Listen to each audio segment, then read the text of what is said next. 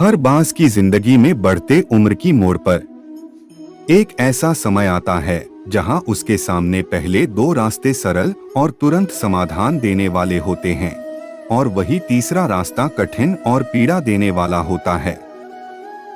लेकिन बांस पीड़ा चुनता है और यही से शुरू होता है।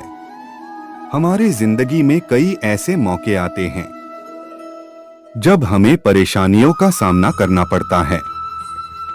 कई लोग तो जीवन में संघर्ष कर आगे निकल जाते हैं और कई अपने हालातों से हार मानकर खुद को जिंदगी के हवाले कर देते हैं।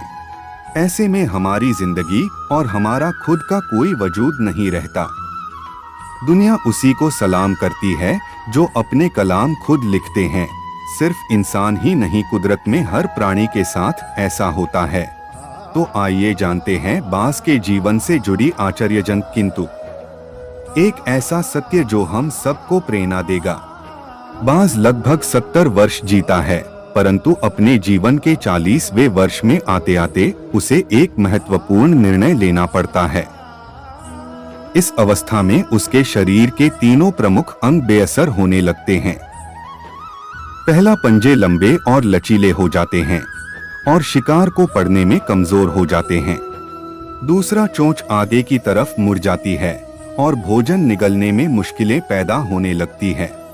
तीसरा, पंख भरी हो जाते हैं और सीने से चपकने से कारण पूरे खुल नहीं पाते हैं और उड़ाने सीमित कर देते हैं।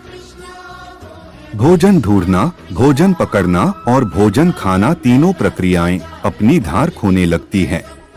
उसके पास 3 ही रास्ते बचते हैं, या तो अपनी शरीर छोड़ दे या अपनी प्रवृत्ति छोड़ गिद्ध की तरह त्यागी हुए भोजन पर निर्भर हो जाए, या फिर स्वयं को फिर से स्थापित करे आकाश के साफ तौर से जाहिर बादशाह के रूप में। जहां पहले 2 रास्ते सरल और तुरंत समाधान देने वाले हैं, वही तीसरा अत्यंत पीड़ादायी और लंबा।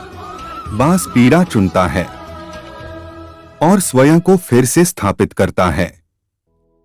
वह किसी ऊंचे पहाड़ पर जाता है, एकांत में अपना घोंसला बनाता है और तब शुरू करता है पूरी प्रक्रिया। सबसे पहले वह अपनी चोंच चट्टान पर मार मार कर तोड़ देता है। अपनी चोंच से अधिक पीड़ादायक कुछ भी नहीं है पंछी राज के लिए।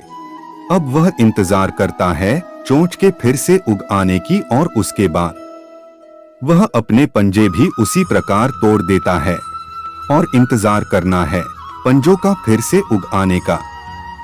नई चोंच और पंजे आने के बाद वह अपनी भरी पंखों को एक एक कर नोच कर निकालता है और प्रतीक्षा करता है पंखों की पुनः उग आने का।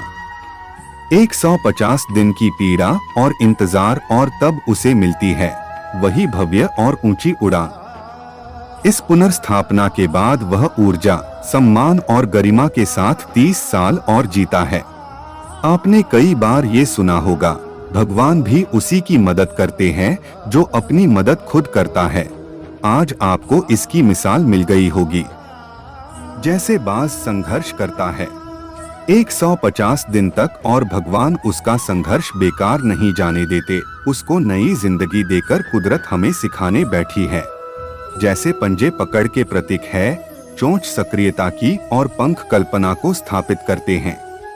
इच्छा हालातों पर काबू रखने की, सक्रियता स्वयं की अस्तित्व की गरिमा बनाए रखने की, कल्पना जीवन में कुछ नएपन बनाए रखने की।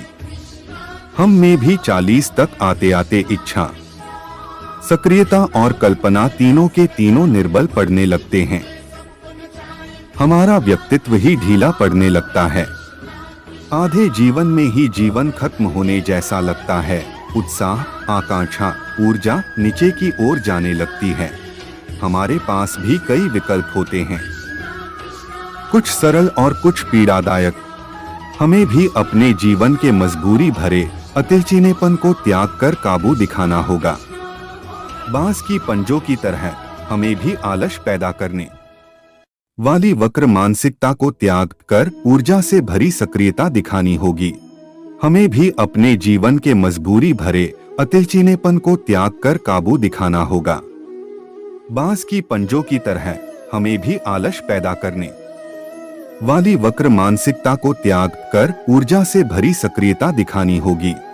बांस की चोंच की तरह हमें भी भूतकाल में जकड़े अस्तित्व के भारीपन को त्याग कर कल्पना की आजाद उड़ानें भरने होंगी। बांस की पंखों की तरह 150 दिन ना सही 1 माह ही बिताया जाए, स्वयं को दोबारा स्थापित करने में जो शरीर और मन से चिपका हुआ है उसे तोड़ने और नोचने में पीड़ा तो होगी ही, बांस तब उड़ानें भरने को तैयार होंगे।